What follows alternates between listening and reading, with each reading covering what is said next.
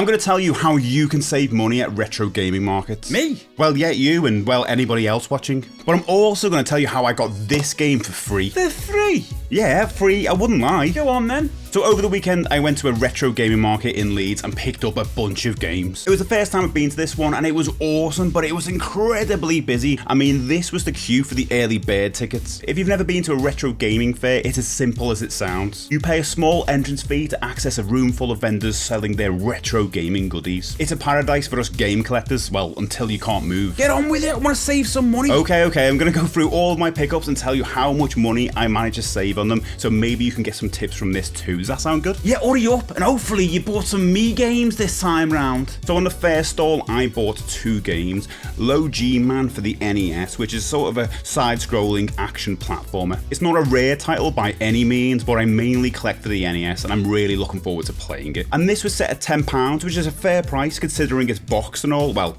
kind of boxed.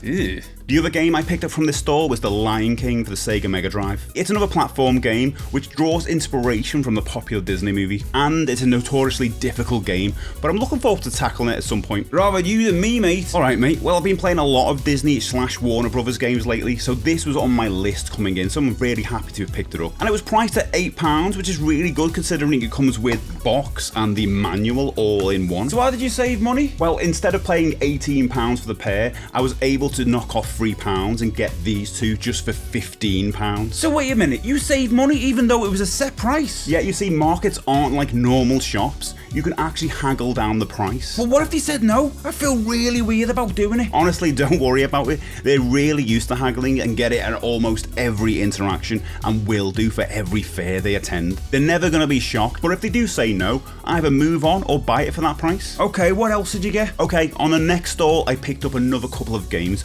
both for Sega Mega Drive. Finally, time for the star of the show.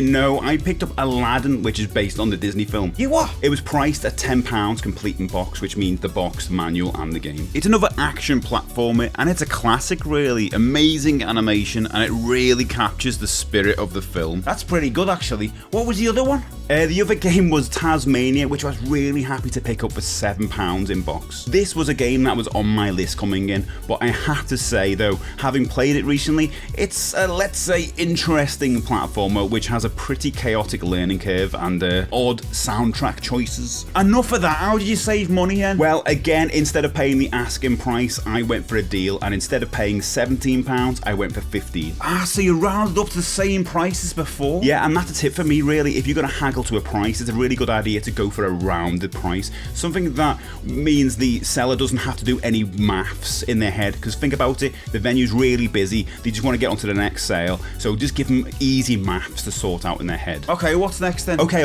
on the next stall, I bought something completely different. A Sega Mega Drive Power Base Converter. What the hell is that? It's an add-on for your Mega Drive which allows you to play Sega Master System games. Oh wow, so you can actually play more me games then? Yeah, well, all Sega Master System games. But anyway, even though I have a Sega Master System, I wanted this for the convenience of just being able to swap in and out games at will, rather than swapping in and out consoles, you know, for when I'm streaming. Yeah, that actually makes a lot of sense. How much was it then? Well, it was priced at £40, and I was trying to get £5 knocked off it, but I only managed to get 3, so I got it for £37. Oh wow, so your first failed haggle? Well, not really. I still managed to get some money off this, and I was only buying one item, and as a tip, you should really try and bundle things. I always tend to get more money off in bundles because the sellers know that when they sell things in bundles, that can encourage us to buy more, and that's good for both of us. Good tip, mate. What's next then? Okay, next up is the last stall I went to get a deal, and it was a couple of SNES games. But I'm not on the SNES. Yeah, so first up is Animaniacs, which, as you probably guessed, is a game based on the TV show. This game is brilliant, amazingly animated, and incredibly chaotic, and it's filled to the brim with crazy movie references. It's awesome, and the set price was just £10. And the other one? Yeah, and the other one was Pugsley's Scavenger Hunt, which is obviously a game based around the Addams Family IP. Now, talk about difficult games. This platformer is supposed to be absolutely brutal. I was thinking of taking it up for a Halloween challenge this year, but we'll see.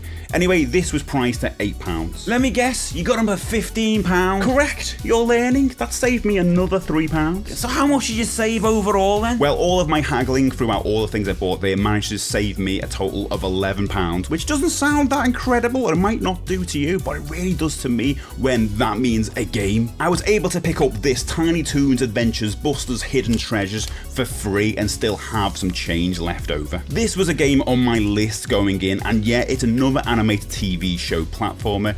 I've been playing through Buster Bust Loose on the SNES lately, and this looks just as good as that, so I can't wait to play it this year. So wait a minute, you didn't get a deal on this one? No, they wouldn't budge on the set £10 on this one, and that is absolutely fine. Not everybody is going to give you a deal. Yeah, okay, that makes sense, yeah. Anyway, to wrap this up, let's go over 5 tips that'll help you and, well, you save money next time you're at a retro gaming market. And I haven't even mentioned the last one yet. Ooh. Number 1, don't be scared to ask for a lower price. They can only say no. Number 2, try and lower your price to a rounded number so it's less work for the seller. Number 3, bundle items for a better price. Remember, sellers want us to buy more. Number 4, research prices before going in. Just price up the games you want before going in so you know what's a good deal. And number 5, here's a tip that nobody talks about: pay in cash if you can. It's less handling fees for the seller, and you can use this as a bargaining chip. It's a really good one. And that's it. I hope that helped you and, well, you. Yeah, it did, but I've got one really important question to ask you. When are you going to buy more me games? Oh, sorry, we've run out of time. Thank you so much for watching, everyone. Bye. You what?